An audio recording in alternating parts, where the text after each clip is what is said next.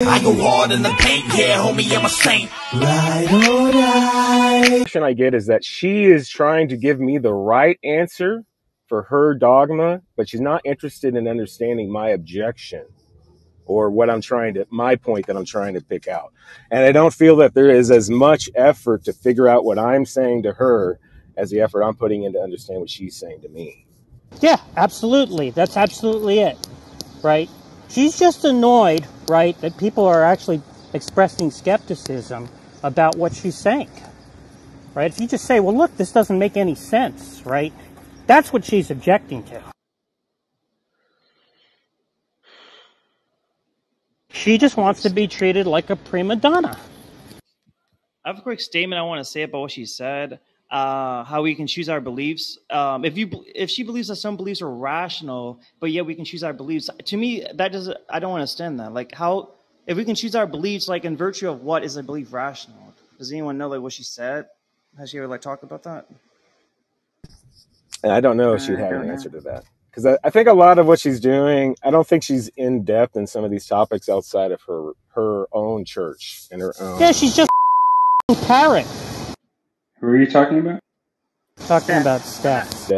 I just don't understand. Like, if we can choose our beliefs, yet some beliefs are rational, like in virtue of what is our belief rational? I don't think she didn't exactly say you can choose your beliefs. She said you can choose to like find the information that will change your mind, something like.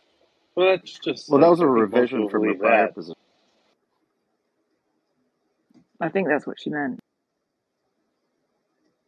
Well, there's lots of Christians in chat, but no one has the guts to come on stage. So, based on what she said, that's not how I interpret it. Well, what she said before is that you can choose your beliefs. I mean, that's what she stated before. Yeah, but that doesn't answer the question, right? Because the issue is going to be what explains, right, why somebody would choose to believe something that they had less reason to believe. Wait, can you hear me? Okay. Yeah, we can, Detroit. Good evening, Jack. By their lights that they have less reason to believe, right? Well, I'm just curious, what was the question that's the topic you guys are discussing? Doxastic voluntarism? And dividing him. I thought we were discussing whether or not Steph was a good interlocutor. Well, if you can choose your beliefs, then maybe someone could choose that a rational belief is rational. So that might be how she might answer. See, the issue is, right, that they say this thing about how if God sits at the foot of your bed, then you're coerced into believing him. And it's not a free decision, right? But here's the problem, right? Presumably God wants people to choose what's best for them, right? And presumably it's supposed to be, right? Christians will typically say it is best for you to choose God, right? So why is it the case that people would not be given all the facts that would be required for them to draw the correct inference, right? Now she wants to say people choose to believe false things. And what I'm trying to understand is what explains why somebody would choose to believe false things, right, by their own lights, right, things that they had good reason to believe was false, or better reason to believe is false. Why would they choose that, right, if they were in possession of all the facts that were required to make the correct decision, right, and if they had correctly functioning moral and perceptive faculties, right? Or should I say moral, cognitive, and moral perceptive faculties, right? It doesn't even have to be moral. You can make it epistemic, right? Epistemic perceptive and epistemic cognitive faculties, right? What would explain why they would make a mistake? Well, there's a harder question here, though, that you're missing in some degree, which is they actually will also say it's faith, not works, and choosing to believe is work. So that won't work. So you actually have to just only have faith that God gives you. So it has to be implanted in you, not something you. You want to let James? That's not what Armenians believe. I guess James nobody wants answer. Christian's I'm thoughts. trying to let you talk, James. Can everyone be quiet? We've only got one Christian on stage. I get where Jack is coming from. If you had everything laid out and you knew what the best decision was, but people just don't work like that. Like, we choose things based on convenience or based on what makes us feel better all the time. So, like, I know what would get me down to drop 100 pounds, and I know the process, but it's, am I wanting to do that, or do I want the third brat in the kitchen? So I think there is an inherent desire that, even though I have the information in front of me, I'm not going to necessarily choose what is the better alternative. Yeah, Well, I think so the key that here is sounds like acrasia. Is that what you mean, acrasia? Acratic action, weakness of the will? Is that what you're talking about? If weakness of the will is what you mean by a, yes, I would say that's what I'm Yeah, talking. now what I understand weakness of the will is to be a type of malfunctioning, right? Because it seems to me you understand that you have reasons to do A, and you understand that you have reasons to do B, and you understand on some level, right, that you have more reason to do A than B, but yet you do B, right? So, like, you could have a model of something like we have. I think in moral psychology there are models like this, right, where you have kind of like a perceptive faculty and you have a reflective faculty. And so the deliverance of your reflective faculty is at variance with the deliverance of your perceptive faculty. But in the moment, it's kind of like a short circuit, right? Your perceptive faculty trumps the deliverance. The deliverance of your perceptive faculty trumps the deliverance of your reflective faculty, right? But it seems to me that's got to be a cognitive malfunction, right? At least if we're understanding these faculties to be designed, right, to be truth tracking or something like that, right? And if you're designed to act on what you have most reason to do, right? If you're designed to be a rational being, right, which I take it is going to be that you're designed to do what you have most reason to do, it just seems like that's straightforwardly some kind of malfunction, right? But why would God design you to malfunction? Doesn't make sense, right? So the question is, what explains the malfunction? How is it that human beings who are designed to be rational, right, do irrational things? I'm just not getting it. So within my view, at least how I see humanity, we have a version of limited will, and so there's certain things that we can't choose, and I don't believe that we can choose the beliefs that we end up arriving at, but I believe that there's certain, like, we can choose certain books or certain things that will influence our beliefs, either to, like, for example, Google search engines typically pull up the information that you want based on the pattern. But so when I'm looking at this free will choice or action, given that I have limited will, I think that choice supersedes the programming, in the sense that we're to want to choose to do the programming, but we have the option not to do it.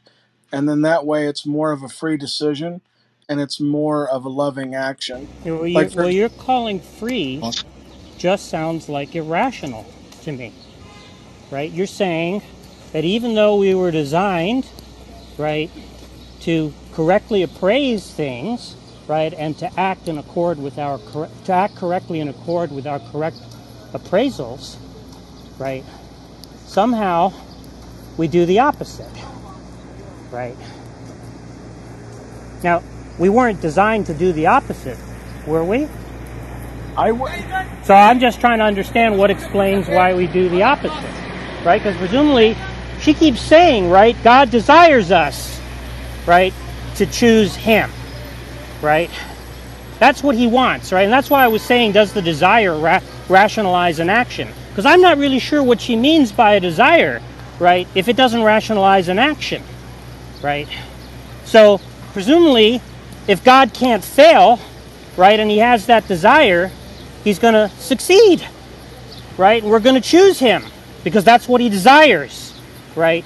So then they bring in this heavy machinery of like libertarian free will, right, as a way to explain, right, why we don't choose him, right? But you see, I don't see how that solves the problem because there's still a puzzle there, right? Which is what it would be rational to do, right, is to act on what we understand to be the facts, right? What it is that we think we have most reason to do, right? And so I'm trying to understand, right, why, if we understood the facts, right, if we understood what we had most reason to do, right, why we would do the opposite of that. It just sounds like you're saying for no reason. There's no explanation, right? Just some kind of random event that takes place, right? How is that some kind of an explanation, right? God designs us such that there are these random occurrences that occur, right? That's redundant. There are these random occurrences that somehow make us do the irrational thing, right? What is that? What's that about? I don't get it. So So even though God desires that hey, all Dennis, I was men just be wanting saved. to, Oh, my. Dennis, if you don't mind, I was just wanting to finish a few more points with Jack. So I think that while God has a will for us to choose us, I believe that he has greater wills and lesser wills. So he has a greater will that we have the free action of choosing him or not. His preferable outcome would be that we choose him, but because his main objective above that is that we have the free agency choice to choose See, him or I not. don't understand this talk of preference, right? If it's not rationalizing an action. So I like people. Because it seems like if that's what he would prefer, right, and then he's an infallible being, that's the action that's going to be rationalized, the one that he prefers, and that's what he's going to get, right? So that's not what he gets, right? So it sounds like he's failing, but yet you're saying he's an infallible being and he's failing, right? That's what I'm trying to make sense of. Now, what gets wheeled in here is this idea that human beings choose incorrectly, right? And what I'm saying is, I don't understand how that's some kind of answer to the problem, right? Because there's still a mystery as to why beings that are given all the facts that are required for them to make the correct decision, right, make the incorrect decision, even though they have cognitive faculties that are designed to correctly appraise the facts, right, and to correctly perceive the facts, right? They still somehow do the opposite of that, right? That's what I'm trying to understand. Why, if they were designed, right, to correctly appraise the facts, correctly perceive the facts, to reason correctly about those facts, would they somehow do what's contrary to what they recognize as in their best interests, right? I'm just not getting it. I think we're talking past each other. I think you see God's main objective that everybody chooses him, but that's not his main objective. What So I'm you what can I'm have questioning is what it means to say it's his lesser objective, right? Does it rationalize an action? Does this lesser? Because I don't understand what it means to say there's a lesser will, right? Because if it's a will, I take it that it's doing something, right? There's a willing taking place, which just means that there's an action that's being rationalized by beliefs and desires, right? Is that what you're saying? Is the lesser will rationalizing an action? Because if not, I don't understand in virtue of what it's a will at all. So it's because the choice is the greater. Let's just get an answer to the question rather than a monologue, right? Is it rationalizing an action or not? Jack, you've been talking incessantly, and I haven't gotten a chance. Hey, I'm not interested in the dodging and the right. I'm interested in getting to the bottom of this, right? If you're not willing to play the game, you can off, right? If you want to just start mouthing off about a lesser will and not tell us what that means, just go question. Does the lesser will rationalize an action or not? Because otherwise, I don't understand what it means to call it a will at all, right? So what the is it? No, my issue is that you won't let me finish. Yeah, it's a yes or no question. I'll repeat the question, right? Does the lesser will rationalize an action? Yes or no? Once again, you won't let me finish. Yeah, so you off. Off if you're not going to answer the question. Let somebody else step up to the plate, you dumbass. You sound like somebody. Yeah, why do you keep talking? Why do you keep talking? If you're not going to answer the question, just shut the up. You are definitely. Shut up! This is like. Shut your mouth. Nobody's interested in hearing your want an answer to the question, right? If you're going to say stuff about a lesser will, tell us what the that means. If you're not going to tell us, just off. Like I said, you keep talking. And then you keep talking. You can answer the question. That's a yes or no question. You can answer the question. You have talked way more than I have. That was a yes or no question, and I don't hear a yes or a no. Like I said, you have. I'm not interested in the meta. And you're not interested in okay. Who wants to hear this bloviating piece of garbage talk some more?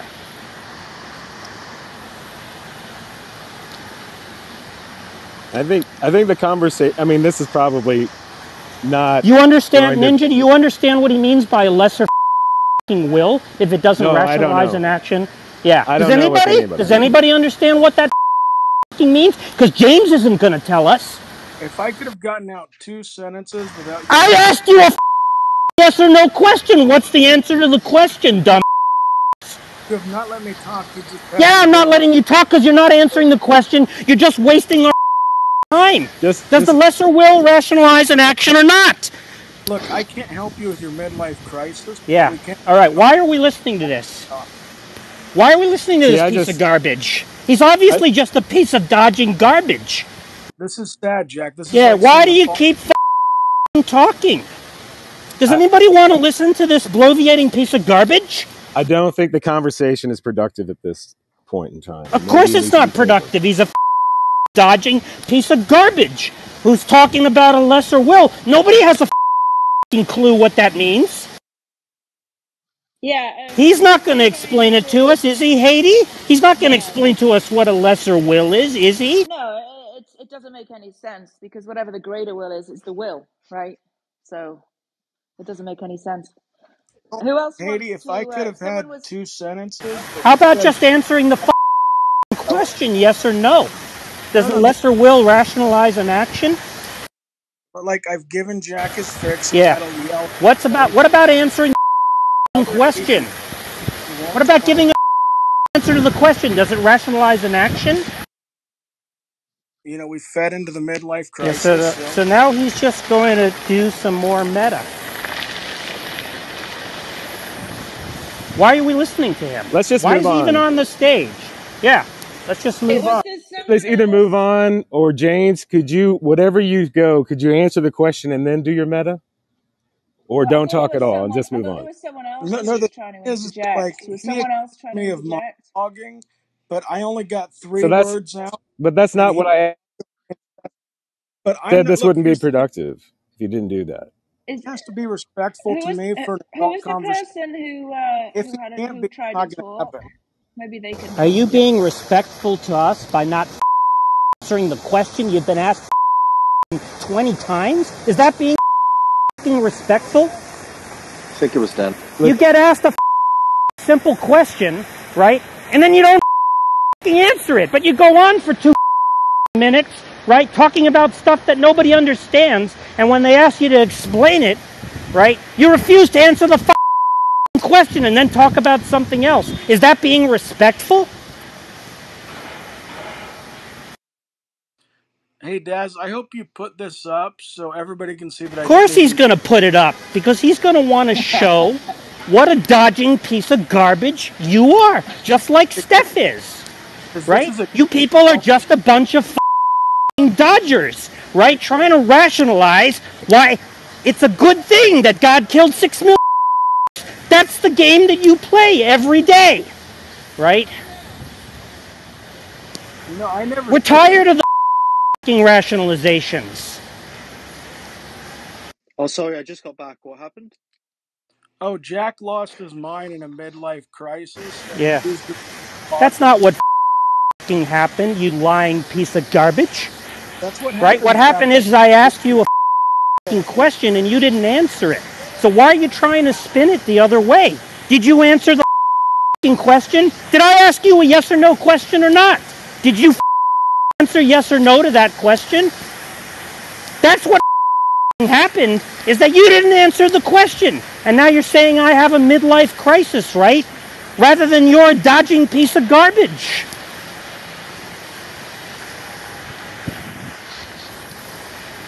He's being a false witness. Is there anyone else that wants to engage with Jack on this issue? Yeah. They don't have to engage with me, want to talk to me? right? But they could at least answer the question. I go hard in the paint, yeah, homie, I'm a saint.